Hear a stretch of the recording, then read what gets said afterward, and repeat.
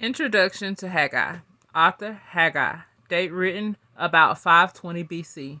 Time span slightly less than 4 months. Title from the book's author Haggai. Background. It has been several years since Zerubbabel the governor and Joshua the high priest led the first return of exiles to Jerusalem to rebuild the temple of God. Haggai, already an old man, came with them. Now, this small group with great aspirations has come up on hard times. They have allowed the negative influence and opposition and scarcity resources to discourage them to the point of quitting after having completed only the temple's foundation. The Jews' neglect of the temple is made worse by their occupations and constructing elaborate homes for themselves. The Spirit of the Lord comes upon the prophet of Haggai and prompts him to stir the people to resume building the temple. Word written, Jerusalem. To whom? To Zerubbabel and Joshua in particular, but also to all the Jews who returned from the exile to Jerusalem. Content. The elder Haggai exhorts the people to get excited and committed to the work of rebuilding the temple, which has ceased. But the best way possible for Haggai to do this is to give them a glimpse of what they have lost, that blessings come to those who put God first in their lives, and the vision of God's glory filling the temple when it is complete.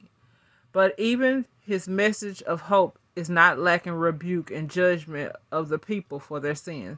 Zerubbabel and Joshua are commissioned to let the Lord's presence guide their leadership of the people.